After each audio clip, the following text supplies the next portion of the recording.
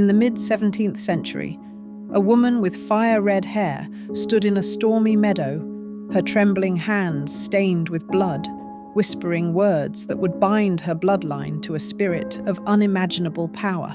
Suzanne Mayfair, a healer in the Scottish village of Donnelaith, didn't summon Lasher to conquer. She did it to survive. By the time flames devoured her at the stake, she'd ignited a legacy that would haunt her descendants for centuries.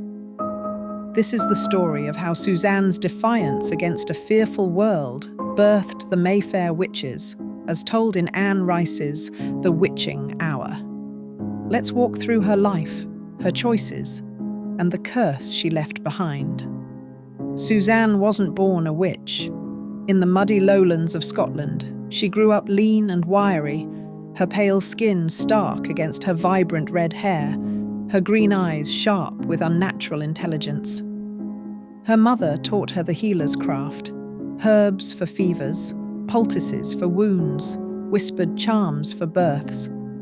These were the old ways, passed down through women who knew the earth's secrets. But in 1665, Scotland was a tinderbox of fear. The church branded anything beyond prayer as heresy, and Donnelaith's villagers, battered by plague, eyed Suzanne's skill with suspicion. Therefore, her gift became her cage. Donnelaith was a grim place: mud-choked paths, crumbling cottages, and a church looming over all. Suzanne's cures saved lives: a child's fever broken, a farmer's leg mended, even the laird's wife spared from death in childbirth. Gratitude, though, turned to whispers. How could a woman know so much? Why did her hands heal when prayers failed?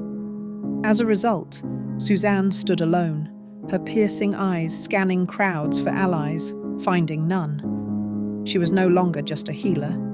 She was a threat. But then, fear pushed her toward the forbidden. Her mother had whispered of ancient rites, not written but etched in memory, tied to spirits older than the church's god. One name burned bright: Lasher, a being of knowledge and power. With the village closing in, Suzanne stepped into a meadow under a roiling sky. Her red mane whipped in the wind, her pale face taut with resolve. She spoke the words, offered her blood, and felt the world shift. Lasher appeared, not a demon, but a presence, his voice a seductive hum, his form a flicker of shadow and light, as The Witching Hour describes. Lasher promised protection, healing beyond mortal limits, and glimpses of hidden truths. In return, he demanded devotion, binding himself to Suzanne's bloodline. She sensed the danger. Those green eyes didn't miss much. But with no other shield, she accepted. The pact was sealed. For a fleeting moment, Suzanne's power soared. Her cures became miracles, drawing travellers to Donnelaith. The laird knelt at her door, begging for a son, and she delivered, Lasher's magic pulsing through her hands. But power breeds envy.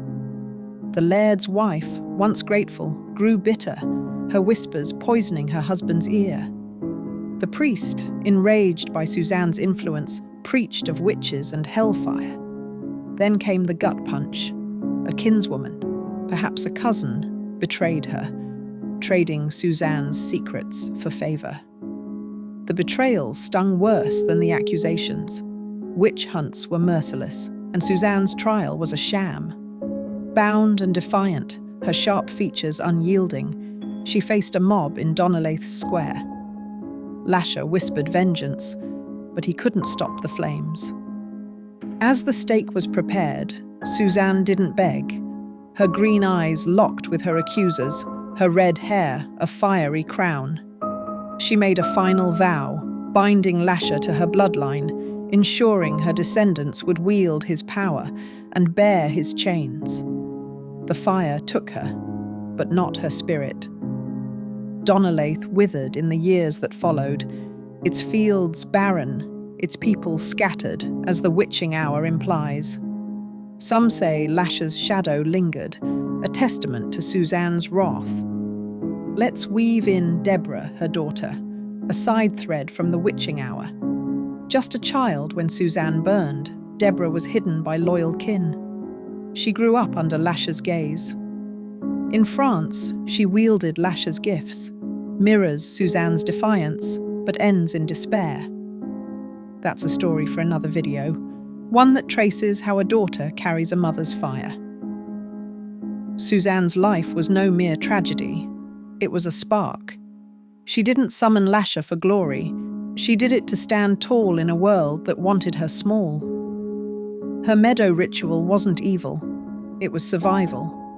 Yet, every choice has a price.